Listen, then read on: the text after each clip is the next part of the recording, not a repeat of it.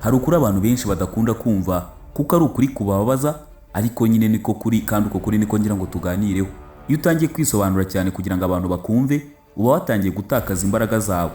Yego, abantu benshi batekereza ko kwisobanura ari kimwe mu bimenyetso by'ubunyangamugayo, ko gusubiza buri muntu ugusabye kwisobanura ku kintu runaka ari bwo buryo bwiza bwo kwerekana ukuri, ko kuvuga impamvu zose zatumye ukora ibintu runaka wakoze ari bwo buryo bwonyine bwo kurenganura izina ryawe. Ariko se ujya ubona ko uko urushaho kwisobanura ariko abantu bamwe bakomeza kukubaza ibindi bibazo? Ujya ubona ko uko urushaho gutanga ibisobanuro byinshi ariko hari ababifata nk'ikimenyetso cy'uko ufite ibintu uri guhisha? Ujya ubona ko hari abantu usobanurira ibintu iminota 20 ariko barangiza bakumva ibyo bashakaga kumva na mbere y'uko mutangira kuganira? Niba warigeze kubibona, ntabwo uri wenyine, kuko ikibazo ntabwo kiba kiri mu magambo wavuze, ahubwo ikibazo kiba kiri mu mwanya uba washyizemo. Kugira ngo byumve neza, reka dutange urugero ku bintu bibaho mu buzima bwa buri munsi. Tekereza ubaye uri mu nama ukumva nk'umuntu umwe arakubwiye ati njye mbona ibintu ukora nta musaruro bizatanga. Ako kanya umutima ushobora guhita utangira gutera cyane, ubwonko bugatangira gushaka ibisubizo, ugatangira kuvuga ibyo wakoze, ugasobanura amasaha wamaze ubikora, ugasobanura inzitizi zose wahuye nazo, ugasobanura impamvu ibintu bitagenze neza, ugasobanura n'impamvu utari ukwiye kunengwa. Ariko uko uvuga ugenda urushaho kumva umeze nk'uri kwiregura imbere y'urukiko, nyamara nta rukiko cyangwa urubanza ruba ruhari, ahubwo haba hari umuntu uba watanze igitekerezo cye gusa, ariko wowe uhita ugifata nk'urubanza rugomba kuburanwa. Icyo nicyo abantu benshi badasobanukirwa. Ntabwo buri gitekerezo cy'abandi kiba gisaba ibisobanuro byawe. Ntabwo buri kirego kiba kigusaba kugihinyuza cyangwa se ugitangaho ibitekerezo. Ntabwo buri muntu ugushidikanyijeho aba akwiriye umwanya wawe. Ariko kubera uburyo twakuzemo, twatojwe ikintu kimwe kuva tukiri batoya. Twatojwe ko kugira ngo ube mu mahoro ugomba kubanza kwemerwa n'abandi. Twatojwe ko kugira ngo wirinde ibihano ugomba kubanza kwisobanura. Twatojwe ko kugira ngo bakwemere ugomba kubanza kubereka impamvu udafite amakosa, cyangwa se ukabereka impamvu bo bafite amakosa. Niyo mpamvu iyo umuntu akubajije ati kuki wakoze ibi, ako kanya uhita ushaka ibisobanuro. Iyo umuntu akubwiye ati ntabwo ntekereza ko ubishoboye, ako kanya uba ushaka ibimenyetso byamwereka ko ubishoboye, yakwibeshyeho. Niyo umuntu akubwiye ati warakabije, ako kanya uhita ushaka impamvu. Ariko ikibazo ni iki: iyo ubaye umuntu uhora utanga ibisobanuro, uba utangiye kubaka ubuzima bwawe ukabwubakira ku bitekerezo by'abandi. Amahitamo ukora bivuze ko aba ashingiye ku buryo abandi bagutekerezaho. Bivuze ko amahoro yawe ashingira ku kuba abandi bakwemera. Bivuze ko icyizere cyawe gishingira ku kuba abandi bagushima. Bivuze ko umunezero wawe ushingira ku kuba abandi bagusobanukiwe cyangwa bakuzi. Kandi iki nicyo kibazo gikomeye cyane kurusha ibindi byose, kuko umunsi abantu banze kugusobanukirwa, ubuzima bwawe bwose buzatangira guhungabana, utangire kuba uhangayitse. Hari abantu benshi bafite ubwenge, bafite n'impano nyinshi, rimwe na rimwe ugasanga bafite ubushobozi, ariko iterambere ryabo rikabura, ugasanga ntabwo batera imbere. Impamvu si uko badafite amahirwe nk'abandi, si nuko badafite amafaranga, ahubwo impamvu ni uko bahora bahangayikishijwe n'ibyo abandi babatekerezaho cyangwa se ibyo abandi bababonaho. Buri cyemezo bafata babanza gutekereza bati abantu bazabivugaho iki. Buri jambo bajya kuvuga babanza gutekereza bati ese ntibazandeba nabi cyangwa bakanyumva nabi. Buri ntego yose bafite babanza gutekereza bati ibi bintu nintabigeraho bazavuga ngo iki. Kandi uko imyaka igenda ishira bagasanga babaye imfungwa z'ibitekerezo by'abandi. Ikibabaje kurushaho ni uko abo bantu baba bagerageza gushimisha nabo ubwabo baba batazi icyo bashaka.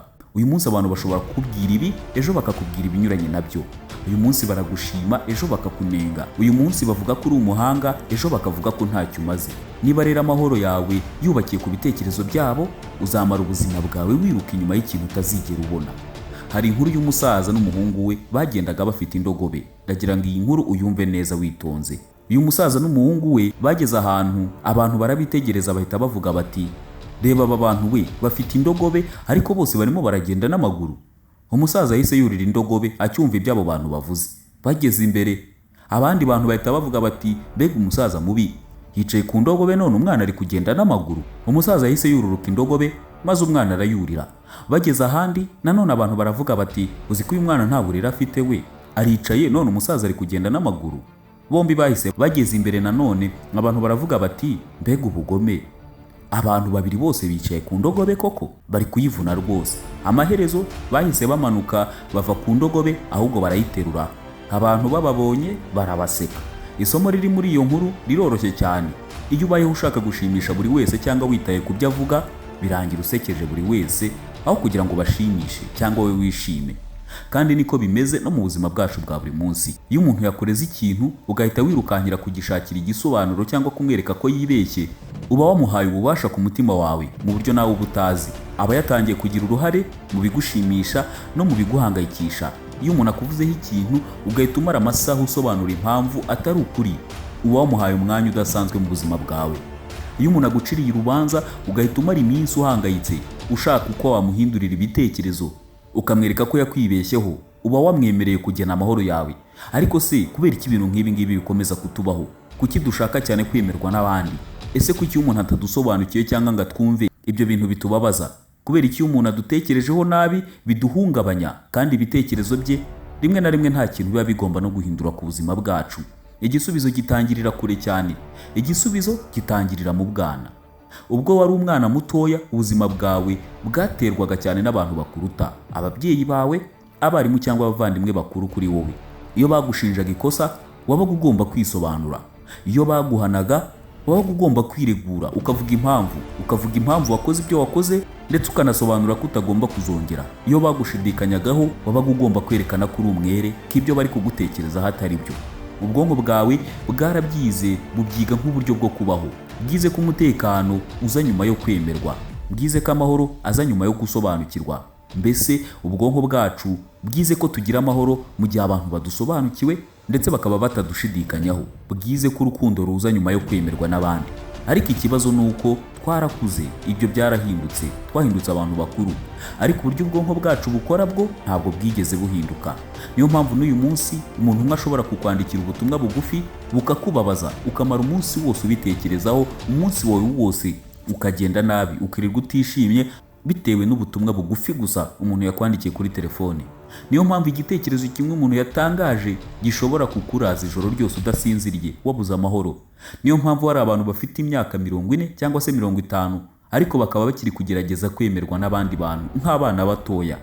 Kandi aho niho ikibazo cya nyacyo gitangirira, kuko umuntu uhora ushaka kwemerwa n'abandi aba yarabaye imbata yabo. Niba umuntu ashobora kugukuraho amahoro akoresheje amagambo make gusa yavuze cyangwa yanditse, aba afite ububasha bukomeye cyane kuri wowe nubwo wowe utajya ubibona. Niba umuntu ashobora gutuma ushidikanya ku gaciro kawe kubera igitekerezo cye gusa yatanze, uba utakitegeka, aba yatangiye kugenzura amarangamutima yawe. Niba umuntu ashobora gutuma wirukanka usobanura uwo uri we, tayari aba yarakwambuye ubwigenge bwawe bwo mu mutwe. Ariko hari inkuru nziza, hari uburyo bwo kuva muri ibyo bintu.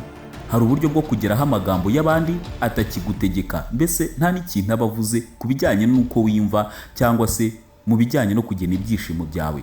Hari uburyo bwo kugeraho ibitekerezo by'abandi biba bitakikuyobora.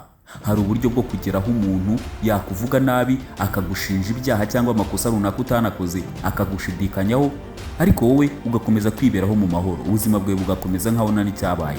Icyakora kugira ngo ugere aho hantu ugomba kubanza kwica ikintu kimwe gusa, ukakica, ukakibagirwa, ukagikura mu buzima bwawe burundu. Ni ikintu abantu benshi bamaze imyaka myinshi bagaburira. Icyo kintu cyabaye igice cy'imitekerereze yabo. Ni ikintu gituma bahora bashaka kwemerwa, ni ikintu gituma bahora bashaka gusobanukirwa n'abandi, ni ikintu gituma bahora bashaka gukundwa. Icyo kintu ni icyifuzo cyo gukundwa na buri wese. Ugomba kwemera ko hari abantu batazigera bagusobanukirwa. Ugomba kwemera ko abantu bose batazagukunda. Ugomba kwemera ko hari abantu bazagucira urubanza uko waba umeze kose nubwo waba uri mukuri. Ugomba kwemera ko hari abantu bazakwanga ibyo wakora byose. Kandi umunsi uzabyemera nibwo bwa mbere uzatangira kugira umudendezo nyakuri mu mitekerereze no mu mahoro yawe. Kuko umuntu ufite umudendezo nyakuri ntabwo aba akeneye uruhushya rwo kubaho cyangwa se uburenganzira bwo kwishima. Ntabwo aba akeneye ko buri wese amwemera, ntabwo aba akeneye ko buri wese amusobanukirwa. Abazi uwo ari we, abazi icyo yagezeho, azi icyo ahagazeho, azi icyo ashaka, azi n'agaciro ke. Kandi icyo nicyo gituma amagambo y'abandi atakunyeganyeza, ntagire n'icyo agutwara. Ariko ikibazo gikomeye gisigaye kiba ari iki: niba umuntu agushinjije ikintu cyangwa umuntu akaguteraho amagambo, ese ni iki wakora aho kwihutira kwisobanura? Iki ni ikibazo gikomeye cyane. Ese ni iki gituma abantu bamwe bavuga amagambo make ariko bakubahwa cyane? Ni iki gituma guceceka rimwe na rimwe bigira imbaraga zikomeye cyane kurusha amagambo igihumbi umuntu umwe ashobora kuvuga? Hari ibintu byinshi abantu bibeshyaho mu buzima, ariko kimwe mu binini kurusha ibindi ni ukwibwira ko imbaraga ziri mu kuvuga cyane. Abantu benshi batekereza ko uwatsinze impaka ari uwavuze amagambo menshi. batekereza ko umuntu wacecetse mu gihe abandi bari kumubwira amagambo menshi aba yatsinzwe urubanza. Batekereza ko umuntu ucecetse aba yabuze icyo asubiza cyangwa yabuze icyo avuga. Bivuze ko rimwe na rimwe bashobora no gutekereza ko nta kintu kiri mu mutwe, ubwo ngo niyo mpamvu atari kuvuga. Ariko mu by'ukuri ubuzima bwigisha ikintu gitandukanye cyane n'ibyo. Akenshi umuntu ufite imbaraga nyinshi ntabwo ari wa muntu uvuga amagambo menshi, ni umuntu uzi igihe cyo kutavuga akamenya n'igihe cyo kuvuga. Tekereza ibintu bikubaho buri munsi. Hari nk'umuntu uguciye mu ijambo mu gihe wenda uri kuvuga, akakubwira nabi, akakugaya imbere y'abandi cyangwa akagusebya, akakubwira amagambo akomeretsa. Muri ako kanya hari ikintu kiba kibaye mu mubiri wawe, kikaba mu buryo budasanzwe. Umutima ugatangira gutera cyane, ugatangira kubira ibyuya mu biganza, ubwonko bugatangira gushakisha amagambo yo kwihimura cyangwa kwisobanura ngo ugaragarize abantu umuntu amaze kugusebyaho ko ibyo yavuze byose yibeshyaga cyangwa yakubeshyeraga. Mu mutwe wawe utangira kuvuga uti musubize, mwereke ko yibeshye, mubwire ukuri, mwereke ko atakuzi. Ibyo ni reaction isanzwe abantu hafi ya twese tugira. Ni biology, niyo miterere yacu. Ni uburyo umubiri wawe ukoze, ni uburyo umubiri wanjye ukoze, twese nuko tumeze. Iyo umuntu akubangamiye, umubiri wawe ubifata nkaho hari intambara igiye kuba. Niyo mpamvu ushaka guhita umusubiza, niyo mpamvu ushaka guhita wisobanura, ni nayo mpamvu ushaka guhita urwana. Ariko ikibazo ni iki, abantu benshi batekereza ko gukurikira amarangamutima ari bwo buryo bwiza bwo kwitwararika, cyangwa se ari bwo buryo bwiza umuntu yakwitwayemo. Nyamara nibwo buryo bubi kurusha ubundi, kuko umuntu wakurakaje aba ashaka iki se? Aba ashaka reaction, aba ashaka nyine uko witwara, aba ashaka kubona ko yakurakaje koko, aba ashaka kuhungabana, aba ashaka kubura amahoro. Iyo umuntu akubabaje, umuntu nk'uwo aba ashaka kumwereka ko amagambo yavuze yakugezeho nawe akabibona. Iyo rero uhise usubizanya uburakari, uba umuhaye icyo yashakaga. Iyo uhise utangira kwisobanura, uba umuhaye icyo yashakaga. Iyo uhise utangira kwiregura, nanone uba ukoze ibyo yateganyaga kuri bukore n'ubundi. Ariko se bigenda bite iyo nta reaction abonye? Mbese nk'umuntu akakuvuga nabi cyangwa akagusebya mu bandi, ukamwitekereza ukicecekera ugahita wigendera. Aha niho ibintu bita bihinduka. Tekereza umuntu aramutse akubwiye ati njye mbona ntacyo uzageraho muri ubu buzima, maze mu kumusubiza ukamwitegereza gusa ntugire ijambo uvuga, ahubwo ukamureba ukicecekera. Amasegonda 3 agashira, 4, 5, nta jambo, nta kumwereka ko ibyo yavuze wabyitayeho, nta kwiregura cyangwa gutongana cyangwa kwisobanura uko ariko kose bibayeho. Ese utekereza ko ari nk'iki kiba kibaye ako kanya? Ubwa mbere uwo muntu atangira kutoroherwa, akumva niba utangiye kubangamirwa ahubwo, kuko yari yiteze ko ugiye guhita urakara, yari yiteze ko ugiye guhita uhangana nawe ukisobanura. Ariko ibyo ntabwo abibona. Ubwonko bwe buhita butangira kwibaza buti ese yanyumvise? Cyangwa bugatangira kwibaza buti ese ibyo mvuze ntabwo abyitayeho? Ese hari icyo naba navuze kitari cyo? Kubera icyo atari kunsubiza? Muri ako kanya ba bantu bose niwe batangira kwitegereza, ahubwo bakavuga bati ye, uyu muntu ari kubwira umuntu none amuciye amazi aramwihoreye. Akenshi usanga ibibazo ari we bihita bitangira kujyaho. Iri ni ibanga abantu bake cyane bumva, kandi ni nibanga abantu bake cyane bashobora gushyira mu bikorwa. Silence ni ubutumwa bwiza, guceceka ni ururimi ubwarwo, ni sinyari. Hari igihe guceceka cyangwa kwanga kuvuga ibintu byinshi, ibyo ubwabyo bishobora kugira ubusobanuro bukomeye cyane kurusha amagambo menshi cyane. Kuko iyo umuntu akunenze maze ugahita wicecekera utuje, ni nkaho uvuze uti sinumva ko ngomba kwiregura imbere yawe. Iyo umuntu akugabyeho igitero cy'amagambo maze ukicecekera, ni nkaho uvuze uti amagambo yawe ntabwo ajyana agaciro kanjye, ntabwo mbyitayeho. Iyo umuntu agushinja ibintu maze ukamureba utuje, ni nkaho uvuze uti sinemera urubanza urimo kunshoramo. Kandi ibyo biba bikomeye cyane, aba ari igisubizo gikomeye cyane kurusha kuba wafungura umunwa wawe nawe ugatangira gusakuza, ugatangira kuvugira hejuru nk'uko uwo muntu nawe yabigenzaga. Hari abantu bagira ngo imbaraga ni ugusakuza cyangwa kuvuga cyane, nyamara abantu bafite imbaraga nyinshi mu buzima akenshi baba bavuga amagambo make. Reba abantu bakomeye mu buzima, urebe umuyobozi mwiza cyangwa urebe umucuruzi ukomeye, urebe umuntu ufite icyizere nyacyo muri ubu buzima, uzasanga ari wa muntu utirirwa yisobanura, atari wa muntu wirirwa asobanura buri magambo yose yavuze. Ntabwo yirirwa yiregura ku bantu, ntabwo yirirwa yemeza abantu bose cyangwa se ashaka ko abantu bose bemera ibyo akora. Ese ibyo ni ukubera iki? Ni ukubera ko umuntu nk'uwo aba yarisobanukiwe, azi uwo ari we. Iyo uzi uwo uri we, ntabwo uba ugikeneye ko abandi bantu bose rero babyemera. Iyo uzi agaciro kawe, ntabwo uba ugikeneye ko buri wese akakwibutsa cyangwa se ko nawe akamenya. Iyo uzi ukuri kwawe, ntabwo uba ugikeneye kurwanira ko buri wese yemera uko kuri kwawe cyangwa se akaguhakana. Wowe n'umutimanama wawe muba muzi ukuri. Kandi aha ni abantu benshi bibeshya. Abantu benshi batekereza ko icyizere ari ugukomera, batekereza ko confidence ari ugusubiza abantu bose. Oya, confidence nyayo ni ubushobozi bwo kutagira icyo usubiza igihe abantu bose bagutegerejeho reaction cyangwa se bagutegerejeho kubasubiza mu buryo umwe cyangwa ubundi. Ni ubushobozi bwo kuguma utuje igihe abandi bashaka kuguhungabanya. Ni ubushobozi bwo kuguma mu mahoro mu gihe abandi bashakaga kugukura mu mahoro. Reka mbabwira kandi gakuru. Hari umugabo umwe wakoraga mu kigo kimwe gikomeye. Buri nama yajyagamo ntiyaburaga umuntu umwe umunenga. Iyo yatangaga igitekerezo, uwo muntu yarakigayaga. Iyo yavugaga gahunda, uwo muntu yatangiraga kugaragaza ko ari kubishidikanyaho. Mu ntangiriro yageragezaga kwisobanura, yatangaga impamvu, agatanga imibare n'ibisobanuro bisobanutse, agatanga n'ingero rimwe na rimwe. Ariko iyo yabigenzaga gutyo, niko wa muntu yarushagaho kumwibasira no kumuhata ibindi bibazo byinshi, n'abandi bantu bagatangira kumwitegereza. Umunsi umwe yahisemo kubihindura. Ari mu nama, wa muntu yarongeye aramurogoya, atangira kumugaya, atangira kuvuga ko ibintu ari kuvuga ashobora kuba atabizi.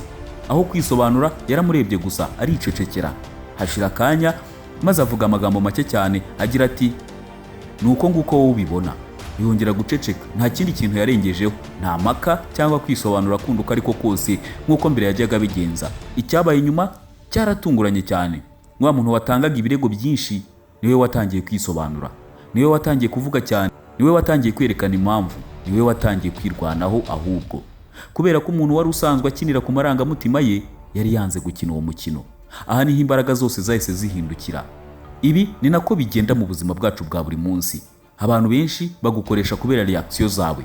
Bazi ko nibavuga iki nawe urakara, bazi ko nibakora iki uri bubabare, bazi ko nibavuga ibi uzatangira kwisobanura. Iyo babizi baba bafite remote control cyangwa se telecommande ku marangamutima yawe. Ariko iyo udasubije uko babyifuza, iyo remote yabo iracika, ntacyo yaba ikigutwara, nta buryo baba bakikugenzura. Hari n'indi mpamvu ituma silence iba ikintu gikomeye cyane, cyangwa se guceceka. Iyo urakaye ubwonko bwawe ntabwo bukora neza, ibyo ni ukuri. Iyo emotion zawe ziri hejuru, logique cyangwa se bwa bwenge bwo gushyira mu gaciro buba buri hasi cyane. Niyo mpamvu abantu benshi bavuga ibintu bicuza nyuma. Niyo mpamvu abantu benshi bohereza message nyuma bakicuza. Ni nayo mpamvu abantu benshi bangiza umubano kubera amagambo bavuze mu gihe cy'uburakari. Iyo rero ucecetse mbere yo gusubiza, uha ubwonko bwawe amahirwe ndetse n'umwanya wo kongera gutekereza no gushyira mu gaciro. Uba wirinze gukora amakosa y'amarangamutima, uba wirinze kuvuga ibintu bizakugiraho ingaruka, uba wirinze kugwa mu mutego watezwe n'umuntu wagushotoye. Nyuma yo kumenya imbaraga ziri mu guceceka, hari ikibazo abantu benshi bahita bibaza. Batangira kwibaza bati, ese niba guceceka ari byiza bivuze ko tugomba guceceka buri gihe? Oya, ubuzima ntabwo ari umukino wo guceceka gusa. Hari igihe uba ugomba kuvuga, hari igihe uba ugomba gusubiza, hari n'igihe uba ugomba gushyira ikintu ku murongo, ugashyira umucyo ku kintu runaka.